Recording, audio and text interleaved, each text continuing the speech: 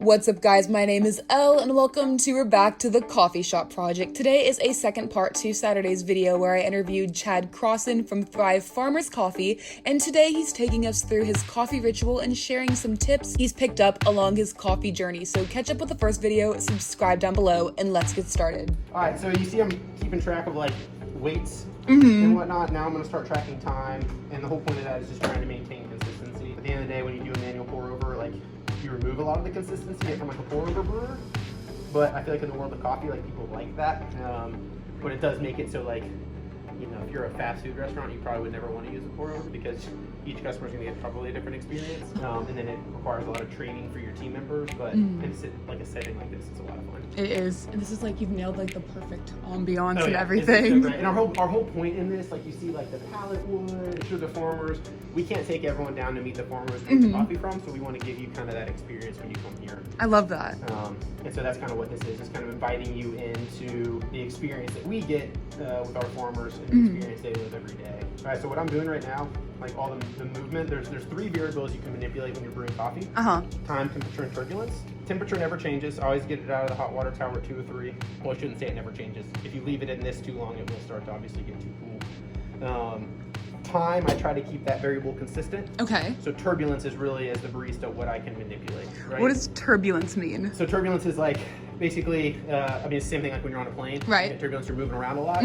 So like stirring it increases turbulence.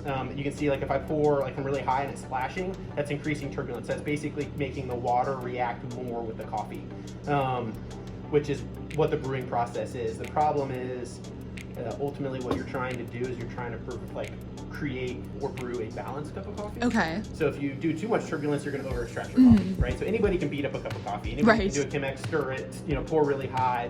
That's not necessarily what you're going for. And so it's finding that perfect balance of extraction in the finished cup of coffee. And that's what the art of coffee is, and that's what makes it so fun.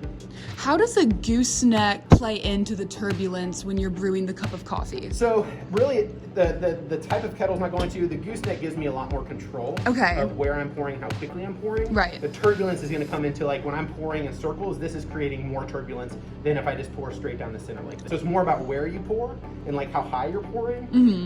The gooseneck itself isn't, if anything, this helps me reduce turbulence. If you're using just like a normal kettle pouring from the top, it's going to probably splash a lot. Right, I have a normal kettle, and I've noticed that it makes it a lot less precise than when this happens. That's a good word, a lot less precise. So ultimately what you're going to run into is you're going to probably have an increase in turbulence when you don't necessarily want to. So then if you find your coffee continues to be too strong or over extracted, that could be one of the reasons. Another couple variables that you have to manipulate as the barista that I never change is my ratio. Okay. I always do a 1:16 on Chemex. So that's 1 part coffee to 16 parts water. And the reason I do that is I never, as you're preparing a cup of coffee, you want to know what variables to manipulate afterward if you don't like it. Like, this is too strong, or this isn't good. You want to be able to pick apart what you did to figure out why. If your ratio is changing every time, then you have no consistent variables to play off of. So my ratio, the temperature of my water, and the time, I try to never change those. Got it. So then I know, okay, if something's off, it's either the grind, maybe the coffee's too fresh or too old, or I was adding too much turbulence. So, and those are easier variables to manipulate. And can the 1:16 ratio be applied to any pour over, or is it for this specific 8-cup Chemex? So we recommend, and I believe the SCAA does as well, it's a good starting point for all pour overs. Okay. Again, it's not like, this is what I love about coffee. Like, it's not wrong. If you're like, I'm a big 1 to 12, it's like, all right, you like strong coffee, that's fine. But we recommend, like, start at the 1:16. So at home, me and my wife have just your average drip coffee maker, do a 1:18 every day. Okay. So it's a little bit, like a little bit less coffee, but it makes it a more balanced cup. Got it. Typically, I tell people start at 1:16 if you're doing this at home, and then go up or down from there. But again, be intentional with it. Yeah. So if you're not weighing, you just have no idea from one time to the next. So yeah, but I think 1:16 is a good starting point. The other huge variable that people, especially in home brewing, have a lot of issues with is the grinder. So if your grind is inconsistent, it's super hard to get a consistent cup of coffee. Right. So you have a lot of fines, or you're using a different grinder here, a different grinder there. If you buy ground coffee from 2 different coffee companies and you put it through a Chemex, see, like, I'm ending right at 5, which is right around where I wanted to end. Like, if I had like an 8-minute Chemex, my grind was probably way too tight. Okay.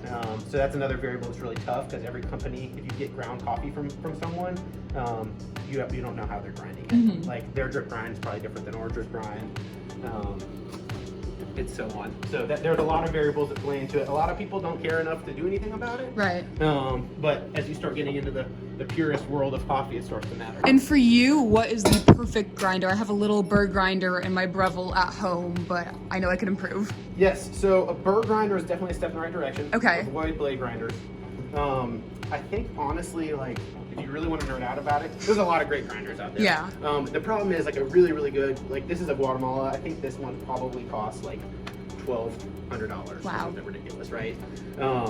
So a lot of home brewers aren't going to want to do that. What you can do to keep your grinder calibrated is, for cheap, you can get, like, I don't even know what it's called, but basically it has a bunch of different screens inside of it with different, like, size holes. Right. And you put your ground coffee on top of it and shake it, and it'll show you, like, how many fines, how many, like the big ones, the small ones, it differentiates and separates them all. So you kind of have an idea of what your grinder is doing, and if it needs to be tweaked, if it needs to be, like, updated, if you need to replace your burrs, if it needs to be cleaned, like, whatever it is. So that's a cheap way at home to be able to see, like, how is your grinder really doing? And for you, you obviously have access to so many cool pour-over methods and different methods and roasts, but for you, for Thrive Coffee, what is the ideal ritual and way to prepare it? Thank you. My pleasure.